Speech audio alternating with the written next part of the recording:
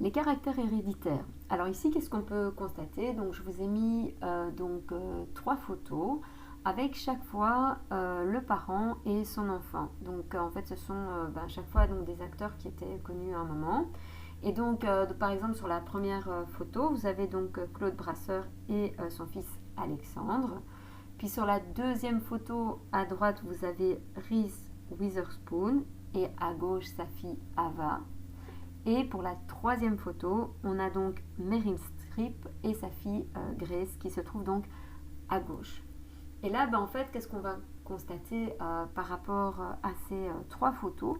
Eh bien, c'est que l'enfant va vraiment avoir des traits très ressemblants à son parent. Alors, ce n'est pas toujours le cas parce que ça dépend effectivement quels gènes ont été donnés au niveau des spermatozoïdes ou des ovocytes des parents.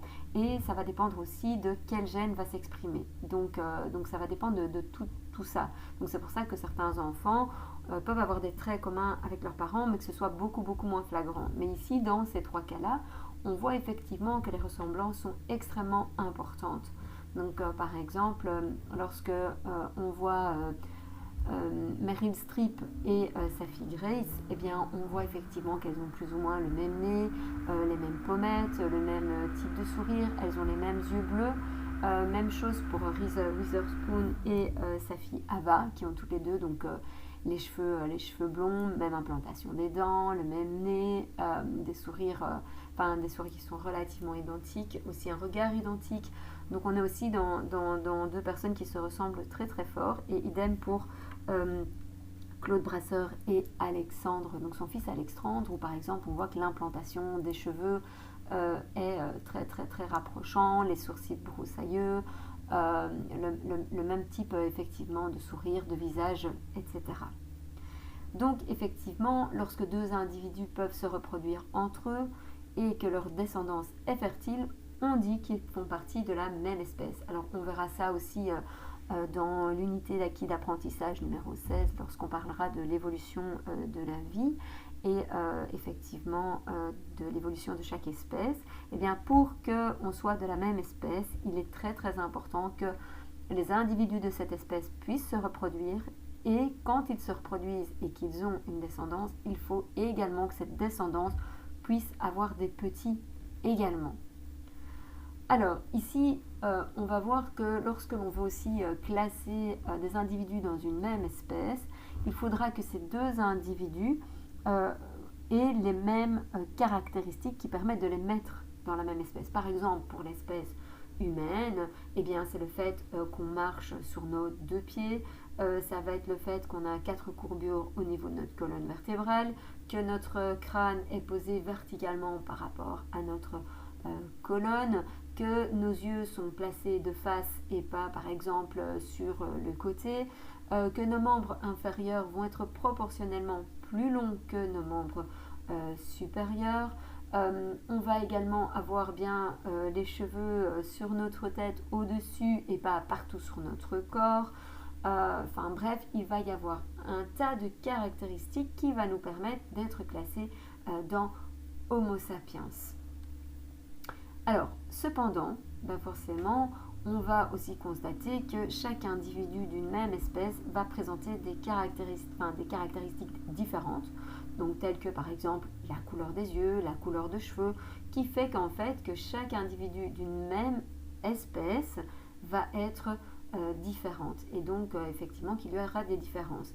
Alors effectivement, on a le cas des vrais jumeaux qui eux partagent le même ADN et donc effectivement qui structurellement vont être identiques, mais attention, on n'oublie pas que de toute façon la morphologie peut un peu changer, dans le sens où si vous avez un des deux jumeaux qui est un petit peu gourmand, qui va prendre un petit peu plus de poids que l'autre pas, qu'on va avoir un des jumeaux qui sourit beaucoup tandis que l'autre non, eh bien effectivement au niveau du visage ça va se marquer, donc on va avoir des expressions différentes, donc ça va jouer aussi assez fort sur la ressemblance qu'on peut avoir avec les parents par exemple, dans le sens qu'on va parfois imiter leurs expressions, qui fait qu'on va davantage leur ressembler.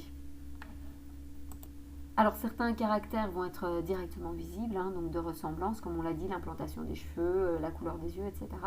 Mais on va aussi avoir d'autres caractères qui, eux, sont complètement invisibles. Par exemple, si on a un problème de myopie, ça ne se voit pas. Ou par exemple, comment est la forme du cœur, ou le groupe sanguin. Enfin bref, là, ce sont tous des caractères internes qui peuvent faire aussi qu'on va ressembler à nos parents, mais ça, on ne va pas les voir directement de l'extérieur. Alors ici, on va prendre l'exemple d'un arbre généalogique suivant les membres de cette famille qui vont avoir des caractères donc communs. Donc, en fait, qu'est-ce qui va se passer? C'est qu'une première notion qui va être extrêmement importante dans ce chapitre, c'est ce qu'on appelle le phénotype. Alors, le phénotype, c'est quoi? C'est un ensemble de caractères apparents d'un individu. Qu'est-ce qui est important dans cette définition?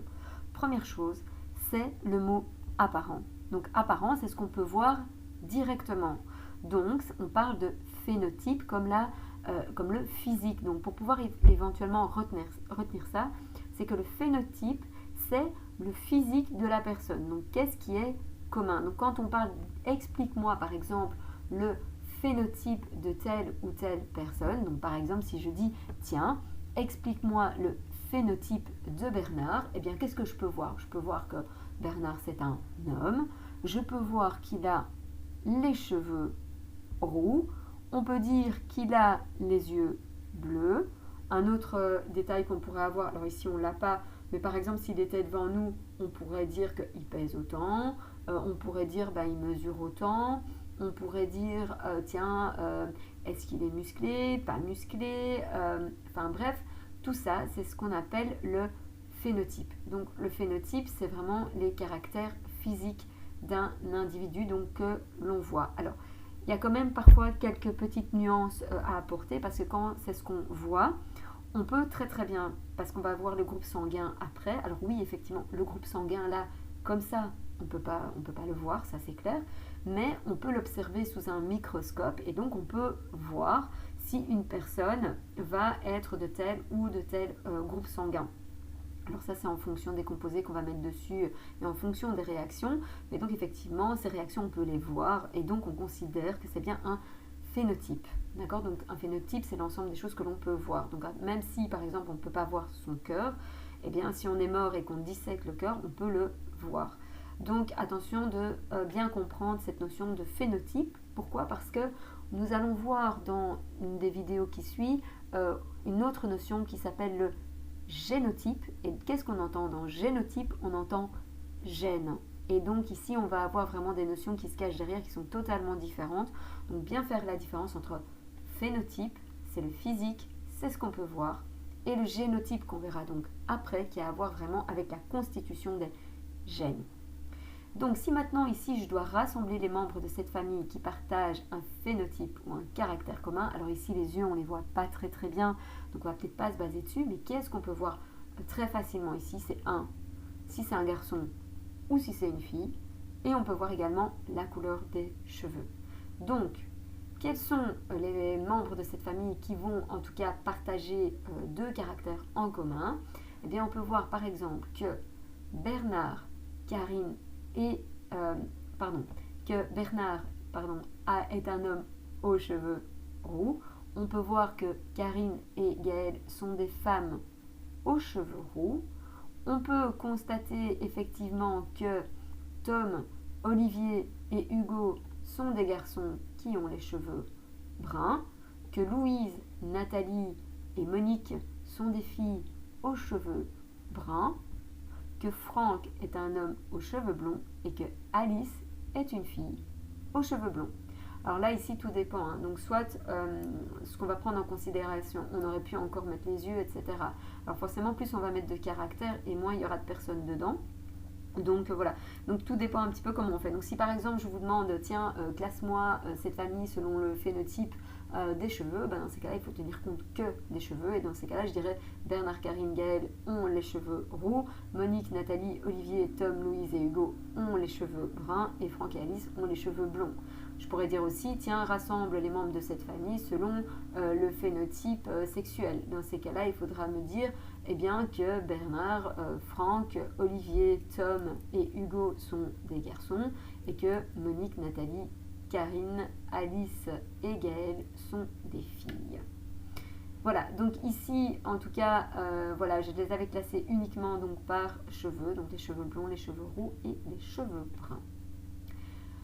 Alors, en fait, ici, on dit que toute la famille partage un caractère commun, donc ici, qui est par exemple le fait d'avoir la peau blanche. Alors, Franck, Nathalie et leurs enfants partent en vacances au soleil pendant donc 2 semaines. À leur arrivée, ils vont manger chez Karine et Olivier et Tom s'amuse à comparer leur bronzage avec celui d'Hugo. Donc la différence de peau entre Hugo et Tom s'explique-t-elle par l'hérédité? Alors je pense que clairement vous avez bien compris que si effectivement vous avez Tom qui est parti en vacances, il est allé au soleil, ben forcément il a pris le soleil, il a bronzé. Hugo n'est pas parti en vacances, donc forcément il n'a pas bronzé. Donc est-ce que ceci relève de l'hérédité? La réponse est non. Pourquoi? Parce que c'est l'exposition, c'est le temps d'exposition au soleil, donc c'est en fonction du mode de vie, effectivement, qui fait que l'un est plus bronzé que l'autre.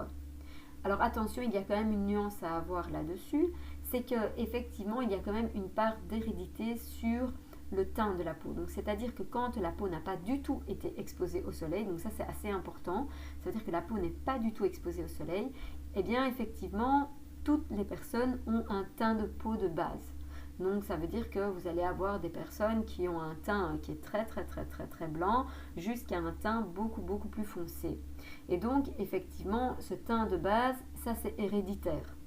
Par contre, le fait qu'on va foncer le teint de base en s'exposant au soleil, là ça va directement dépendre du mode de vie. Donc par exemple si la personne elle habite dans un pays où il y a beaucoup de soleil et donc forcément elle est beaucoup plus exposée au soleil, ou quelqu'un qui reste très souvent à l'intérieur et une autre personne qui travaille à l'extérieur, tout ça dépend du mode de vie et donc forcément là on ne va plus être sur un teint de peau de base, donc plus sur l'hérédité. Donc comme je viens de le dire, certains caractères dépendent du mode de vie et d'autres de l'hérédité. Alors Karine a les cheveux roux, les yeux bruns et elle est mince. Elle aime se surpasser, elle fait régulièrement de la course à pied comme son père qui lui a transmis le virus de la course. Expliquer ce qui est dû à l'hérédité et ce qui découle du mode de vie chez Karine. Donc là, clairement, Karine, elle a les cheveux roux, si elle n'a pas fait de coloration, etc. Et que son papa a également les cheveux roux, ce qui est le cas ici, puisque son papa c'est Bernard et qu'il a les cheveux roux, et bien forcément, ici, clairement, on est dans de l'hérédité. Les yeux bruns, pareil, c'est de l'hérédité.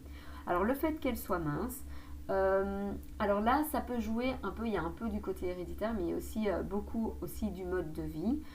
Pourquoi? Parce qu'effectivement, vous avez des personnes qui auront une tendance à plus rapidement stocker des graisses que d'autres, donc qui ont un métabolisme différent, donc qui consomment l'énergie différemment, et donc effectivement qui vont avoir une tendance à être plus minces ou à grossir plus facilement. Ça peut être dû éventuellement à l'hérédité. Mais par contre, si Karine fait beaucoup de sport et que donc elle a fait sa musculature par la course à pied, là clairement on est sur une mode de vie, donc un mode de vie. Et donc le goût par exemple de la course à pied ne va pas être héréditaire non plus. Alors voilà, encore quelques photos pour expliquer ce qu'on vient de voir. Donc par exemple ici on voit vraiment le teint de peau effectivement qui est de base, et puis le bronzage de la peau, et on voit effectivement que c'est pas du tout la même chose. Donc en fait ici la couleur de peau de base, là c'est le côté héréditaire, c'est ce qui a été donné comme couleur de peau par papa et maman, et puis effectivement le bronzage dépend du mode de vie, du fait qu'il a été au soleil. Donc idem en fait pour toutes les personnes qui se trouvent ici, et bien on voit par exemple que celui qui fait la fête, pourquoi il est tout blanc? Eh bien sans doute parce qu'il fait la fête la nuit, il ne s'expose pas au soleil la journée parce qu'il dort, donc il est tout blanc. Alors ici la musculature, si vous avez des personnes qui font beaucoup de musculation, eh bien forcément ils vont avoir une musculature beaucoup plus développée. Alors attention, l'implantation des muscles, etc. vont quand même déterminer le type de musculature. D'accord? Donc effectivement, on va pas avoir, donc vous pouvez avoir deux personnes qui vont faire autant de musculation, mais comme l'implantation des muscles n'est pas tout à fait identique, on va pas avoir tout à fait le corps sculpté de la même façon. Mais en tout cas, pour avoir des gros muscles, il faut en tout cas les travailler. Donc ça dépend vraiment du mode de vie. Par contre, sur l'implantation des muscles, là où vraiment ils vont être implantés, là on est, ou sur la laxité par exemple des articulations, le fait d'être très souple ou pas, tout ça, ça peut être héréditaire. De nouveau, la souplesse, on peut la travailler, mais vous avez des gens qui sont plus souples naturellement que d'autres. Alors de nouveau, ici on parlait du teint de peau de base, d'accord, qui n'est pas forcément pareil. Et alors là, ici, on va aussi parler donc de l'hygiène dentaire. Donc voilà, ici on a quelqu'un qui se brosse pas trop les dents, qui peut-être va fumer, qui va pas chez le dentiste faire des détartrages, qui n'a pas porté d'appareil dentaire, etc. Donc effectivement, au niveau du mode de vie, on n'est pas du tout dans la même chose. Ici, on a quelqu'un qui a pris soin de ses dents, qui a été chez le dentiste. Donc clairement, ici, on a une dentition qui est très belle parce qu'elle a été bien entretenue. Tandis que là, ce n'est pas bien entretenu. Donc forcément, la dentition n'est pas très très top. Donc attention que de nouveau ici on va avoir une part de l'hérédité qui va quand même jouer dans le sens où l'implantation des dents, vous avez des gens qui naturellement ont une implantation des dents qui va se mettre correctement, donc qui n'exigeront pas, qui n'exigera pas en tout cas un appareil dentaire, alors que d'autres, en fait ça se chevauche complètement, il n'y a pas la place, ça c'est purement héréditaire, donc c'est-à-dire vraiment la construction de la mâchoire qui fait qu'elle est trop petite, etc. Donc elle a suffisamment de place, ça c'est héréditaire. Mais le fait qu'on prend soin de sa bouche en allant chez le dentiste, qu'on se brosse les dents, on est clairement sur du mode de vie. Donc voilà, donc j'espère que vous avez bien compris la différence entre ce qui tient de l'hérédité et ce qui tient du mode de vie.